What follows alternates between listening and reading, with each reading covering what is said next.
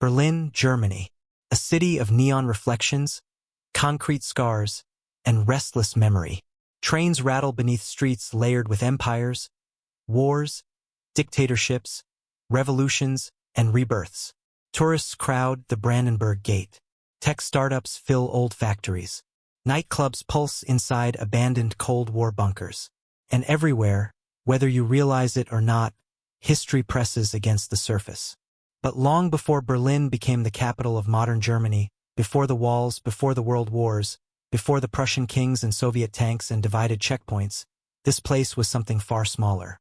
Just a scattering of muddy trading settlements built beside cold marshland along the River Spree. Wooden homes, smoke fires, fishing boats cutting through dark northern water. A frontier on the edge of Europe. Then came conquest. Then came crusades. Then came plague, religious wars, imperial ambition, revolution, fascism, total destruction, occupation, division, espionage, and one of the most extraordinary political collapses the modern world has ever seen. Because Berlin does not experience history gently. It absorbs it violently. Again and again, this city becomes the center of events far larger than itself. Medieval merchants turn it into a trading hub. Prussian rulers transform it into a military capital. Philosophers, scientists, and composers help make it one of Europe's intellectual centers. Then, within a single generation, Berlin becomes both the nerve center of Nazi Germany and the shattered ruin left behind after the deadliest war in human history. And somehow, even that is not the end of the story, because after the bombs stop falling, Berlin is carved in half. Families wake up separated by ideology. Concrete walls slice through neighborhoods overnight. East faces west across barbed wire and watchtowers while the entire world watches, terrified that this divided city might become the spark for nuclear war. According to contemporary accounts, there were moments during the Cold War when Berlin felt less like a city and more like a pressure point for all human civilization. A place where one mistake could change the future of the planet forever. And yet it survives. That's the strange pattern of Berlin's history. Empires collapse here. Governments fall here. Armies march through here. Walls rise here and walls come crashing down here. But Berlin keeps reinventing itself. Today, millions walk streets where medieval traders once bartered, where Prussian soldiers once marched, where Hitler once ruled, where Soviet tanks once stood, and where crowds eventually tore apart the Berlin Wall with their bare hands. Using historical records, surviving photographs, eyewitness accounts, and newly restored visual archives brought to life through advanced AI, we're going to travel across more than 800 years of chaos, ambition, catastrophe, and reinvention. From forgotten swamp settlements to the capital of a united Germany, this is the entire history of Berlin. And like all great cities, Berlin's story begins long before it ever became powerful. Before Berlin was Berlin, this region was difficult country. Thick forests, marshland, slow rivers cutting through northern Europe. For centuries, Germanic tribes and later Slavic peoples lived scattered across the area, building small settlements along the River Spree long before any city existed here at all. According to historians, the name Berlin likely comes from an Old West Slavic word meaning swamp or marshland, which tells you something important immediately. This was not an obvious place to build a great capital. It was wet, isolated, and vulnerable. But it had one enormous advantage: geography. The River Spree connected trade routes running east and west across Europe. Merchants traveling between the Baltic coast and the interior of the continent passed through here. And where trade flows, power eventually follows.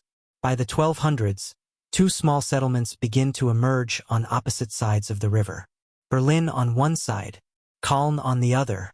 Modest medieval trading towns connected by a bridge, populated by fishermen, craftsmen, merchants, and river traders trying to survive on the frontier of the Holy Roman Empire. Life here is harsh. The winters are long. Roads turn to mud. Fires regularly destroy wooden homes.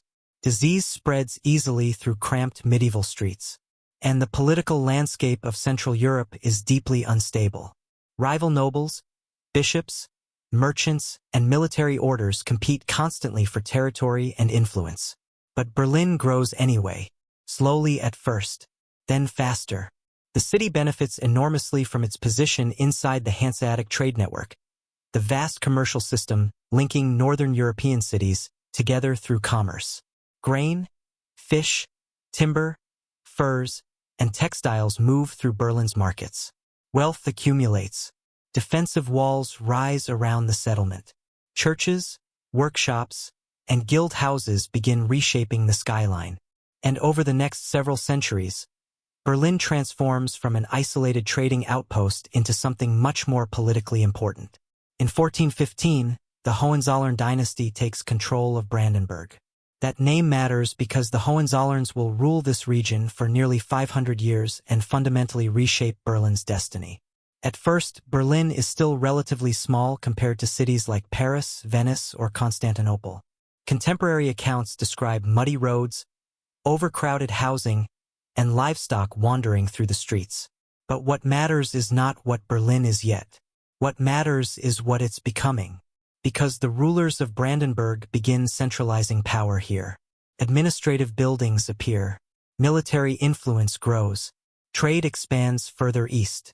And Berlin slowly evolves into the political heart of a rising state. But then catastrophe arrives. In the 14th century, the Black Death tears through Europe. Historians estimate it kills between a third and half of the continent's population. Berlin is not spared. Trade collapses. Entire households vanish. Fear spreads faster than information. And it gets worse. Religious conflict, dynastic struggles, and regional wars begin destabilizing Central Europe for generations. Berlin survives, but survival is still all the city knows how to do. For now. Because over the next few centuries, Berlin is about to become the center of one of the most militarized and ambitious states Europe has ever seen. The 16th and 17th centuries transform Berlin completely. What had once been a rough frontier trading town now begins evolving into the political and military center of Brandenburg, Prussia, one of the most disciplined and ambitious states in Europe. And much of that transformation happens under rulers who are absolutely obsessed with power. In 1640, Frederick William, later known as the Great Elector, takes control during one of the worst periods in German history. The 30 Years' War has devastated Central Europe. Historians estimate that some German regions lose up to half their population through war, famine, and disease. Armies roam constantly. Villages vanish. Trade collapses. Berlin itself is battered and exhausted.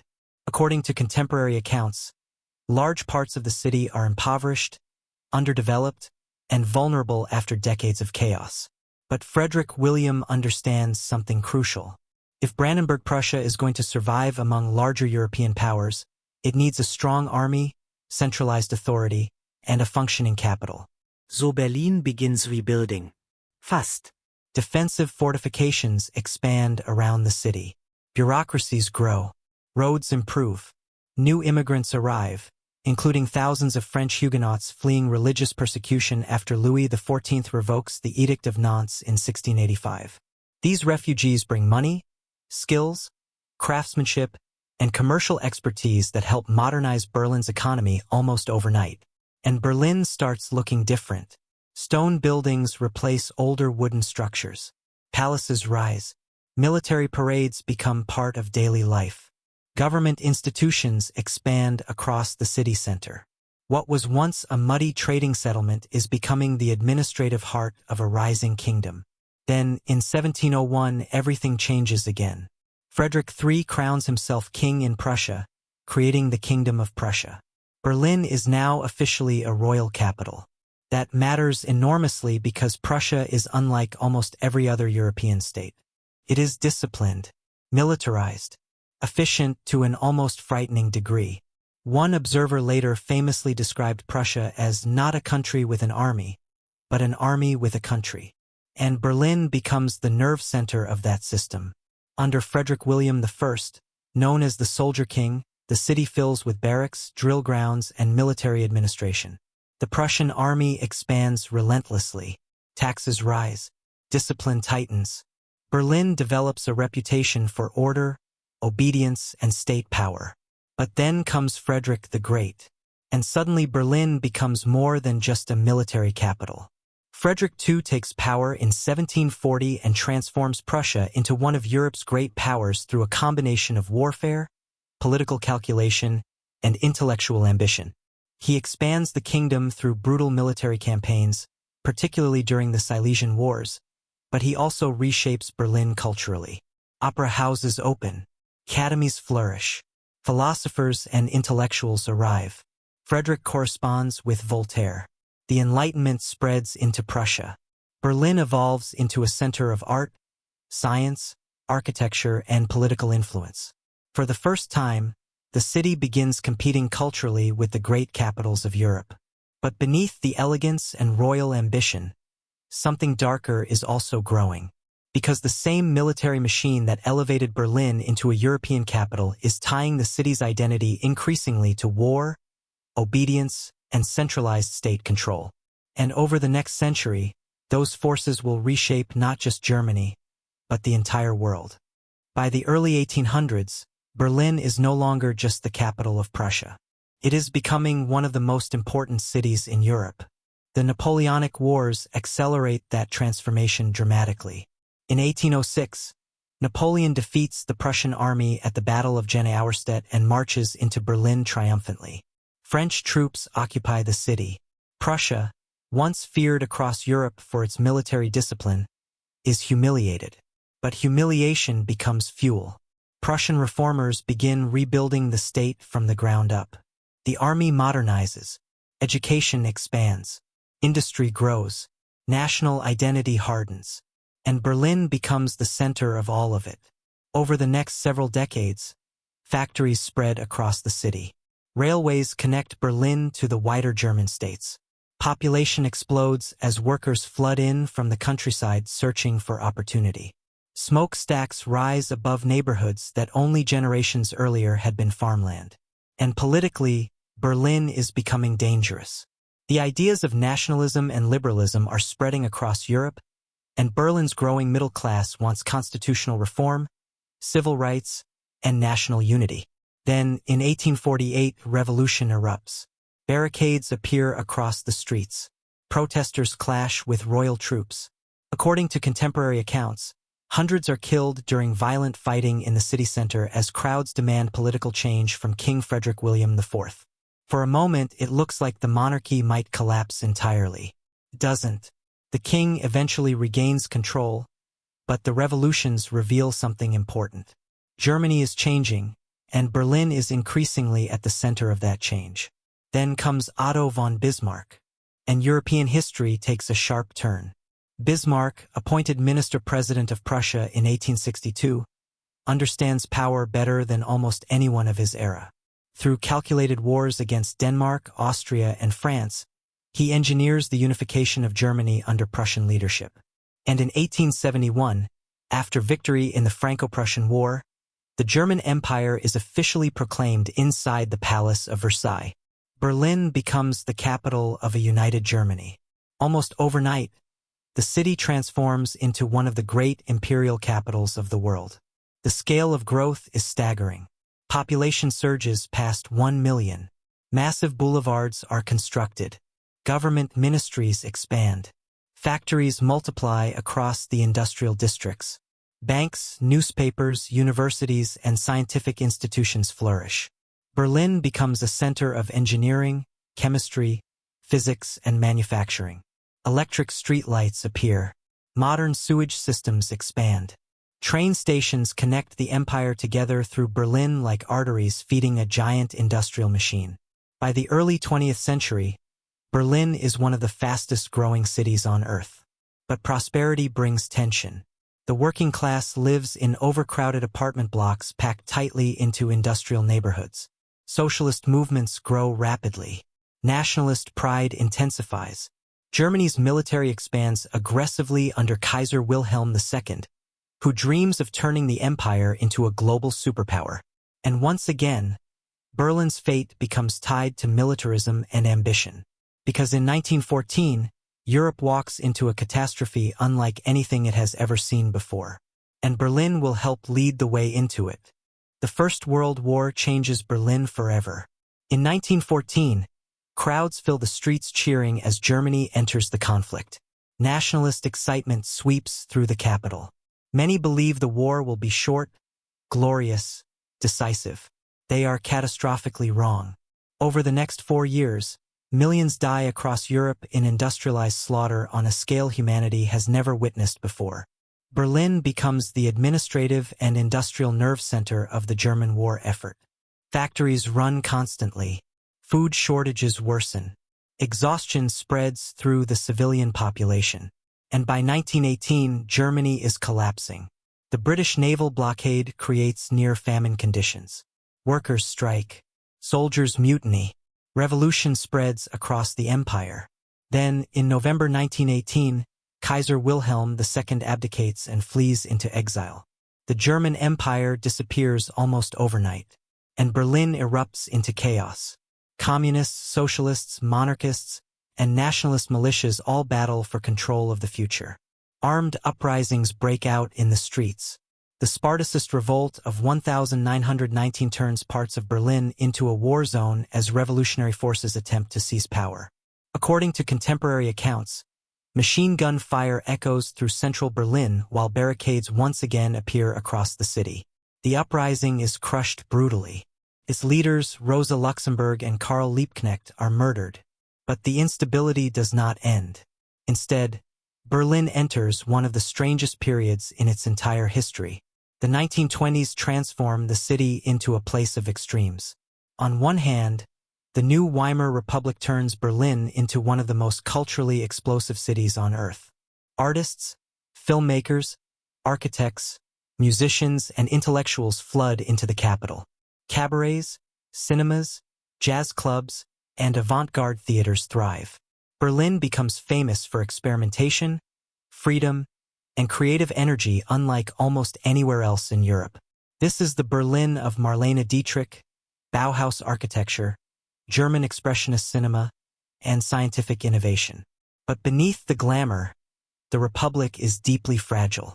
Hyperinflation devastates the economy in 1923. Savings become worthless almost overnight.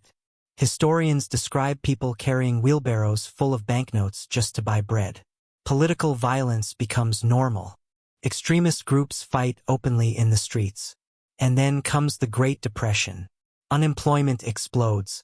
Businesses collapse. Faith in democracy collapses with them. Into that crisis steps Adolf Hitler and the Nazi Party. At first, many Berliners distrust him. The capital is politically divided and culturally liberal compared to much of Germany. But as economic despair deepens, the Nazis gain power rapidly through propaganda, fear, and political manipulation. Then, in 1933, Hitler becomes Chancellor of Germany. And within months, Berlin begins transforming into the capital of a dictatorship. Opposition parties are eliminated. Civil liberties vanish. Jewish citizens are systematically persecuted. Concentration camps expand. Massive propaganda rallies reshape public life. The Nazi regime plans to rebuild Berlin into Germania, a gigantic imperial capital designed to symbolize total German dominance. But then Hitler launches another war. And this time, the destruction that follows will reduce Berlin itself to ruins. The Second World War turns Berlin into the center of the most destructive regime in modern history. From the capital, Hitler directs a war that engulfs Europe, North Africa, and eventually much of the world. Nazi banners cover public buildings. Propaganda floods radios and cinemas. Jewish businesses disappear from the streets. Synagogues burn during Kristallnacht in 1938 as organized anti-Jewish violence spreads openly across Germany. And behind the spectacle, the regime is building machinery for mass murder on an industrial scale. Millions of Jews, along with political prisoners, Roma, disabled people, Soviet prisoners of war, and countless others, are deported and exterminated across occupied Europe during the Holocaust. Orders flow outward from Berlin through bureaucracies, ministries, railway systems, and military commands. What makes it horrifying is how organized it all becomes. The city that once celebrated philosophy, science, and culture is now administering terror across an entire continent.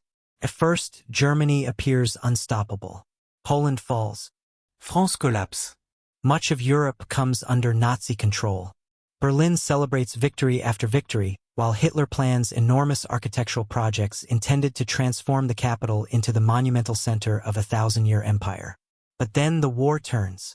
The invasion of the Soviet Union in 1941 becomes catastrophic. Millions die on the Eastern Front. Allied bombing campaigns intensify. Food shortages return. Fear spreads through Berlin as air raid sirens become part of daily life. And over the next several years, the city descends into nightmare. According to wartime accounts, entire districts are reduced to burning rubble during Allied bombing raids. Civilians shelter underground in subway tunnels and bunkers while explosions tear apart the streets above them. Fires rage across apartment blocks. Historic neighborhoods vanish beneath collapsing masonry and smoke. By 1945, Soviet forces are closing in from the east. What follows is the Battle of Berlin, one of the bloodiest urban battles ever fought. The city becomes a fortress. Teenagers and elderly men are handed weapons. Barricades rise through shattered streets. Artillery pounds the capital day and night as Soviet troops fight building by building toward the city center. Contemporary accounts describe Berlin in April 1945 as a landscape of ruins, fire, starvation, and total psychological collapse. Then, on April 30th, Adolf Hitler commits suicide inside his underground bunker beneath the Reich Chancellery. Days later, Berlin surrenders. The Third Reich is finished. But the scale of destruction is almost impossible to comprehend. Large parts of the city are annihilated.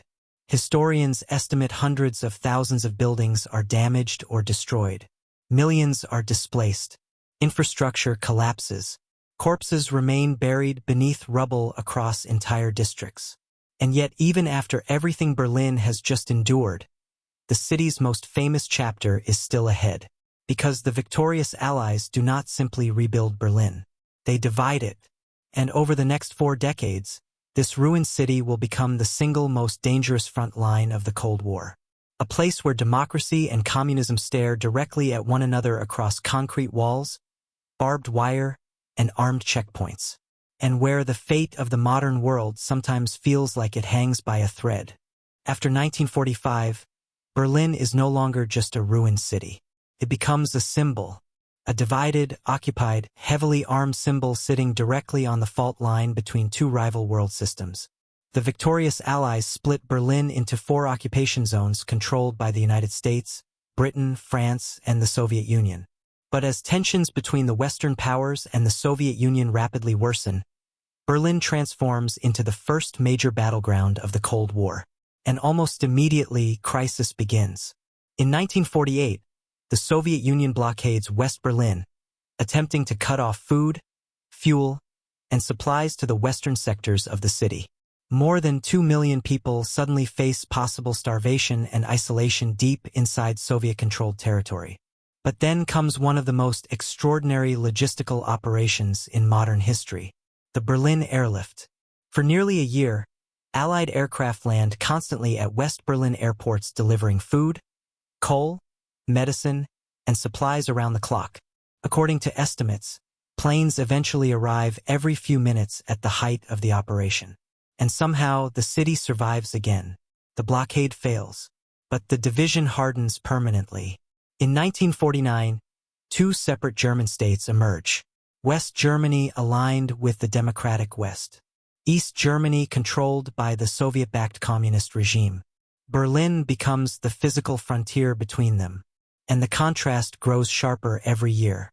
West Berlin develops into a capitalist enclave filled with Western media, consumer culture, political freedom, and heavy Allied military protection.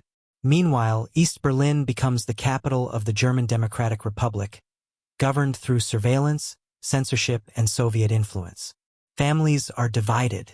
Friends vanish across sectors. Entire neighborhoods exist under radically different political systems despite sharing the same streets only years earlier. Then, in August 1961, East German authorities make a decision that shocks the world. Almost overnight, soldiers begin sealing the border. Barbed wire appears first, then concrete walls, then guard towers, floodlights, minefields, armed patrols, and kill zones. The Berlin Wall is born. According to contemporary accounts, Some residents wake up to discover that streets they crossed every day are suddenly split in half. Windows facing west are boarded shut. Subway lines are severed. Families scream across barricades, unable to reach one another. And it gets worse. Over the next several decades, East German border guards are ordered to shoot escapees attempting to cross into West Berlin. Some succeed dramatically through tunnels, hidden compartments, hot air balloons, or forged documents. Others die trying. Meanwhile, Berlin becomes the center of global espionage. CIA operatives, KGB agents, defectors, double agents, and military intelligence networks all operate inside the divided city. American and Soviet tanks face one another directly during moments of extreme tension. More than once, the world comes frighteningly close to open conflict. But history is shifting again. By the 1980s, the Soviet Union is weakening economically and politically. Protest movements spread through Eastern Europe. Pressure builds inside East Germany. Then, on November 9, 1989, after decades of division, confusion erupts at the border crossings. Crowds surge forward. Guards hesitate, and suddenly the Berlin Wall begins to fall. People climb onto the concrete barriers with hammers, flags, music, and tears. The city that symbolized division for an entire generation is becoming whole again. The fall of the Berlin Wall changes Europe almost instantly. For nearly 3 decades, the wall had symbolized the division of the world itself. Democracy versus communism.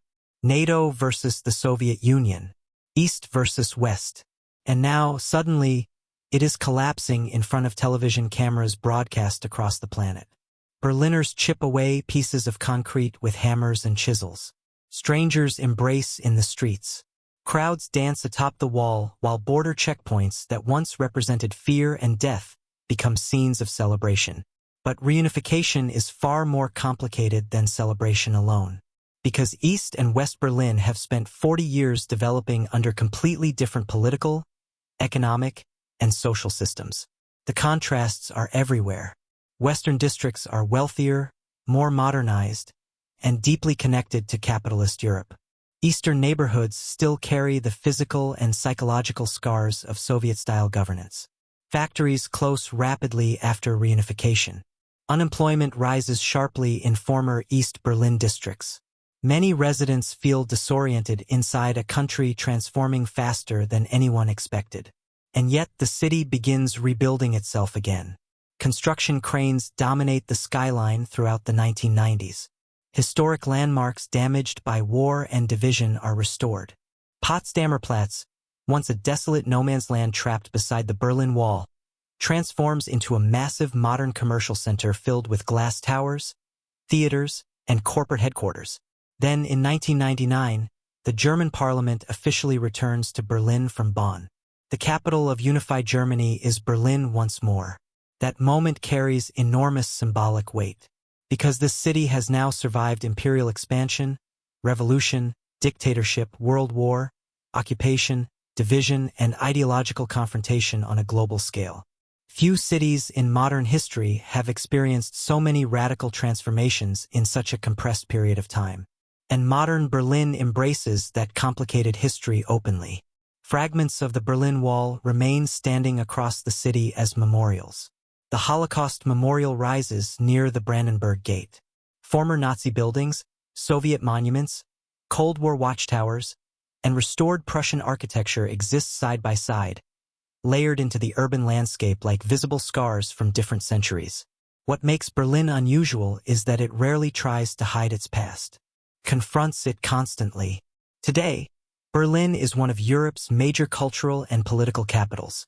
Artists, musicians, filmmakers, entrepreneurs, and immigrants from around the world reshape the city once again. Former industrial zones become creative districts. Abandoned Cold War bunkers turn into museums and nightclubs. Tech companies expand into neighborhoods that were once divided by armed checkpoints. And yet history never feels far away here. Walk through Berlin long enough and you move through nearly every major chapter of modern European history within a few miles.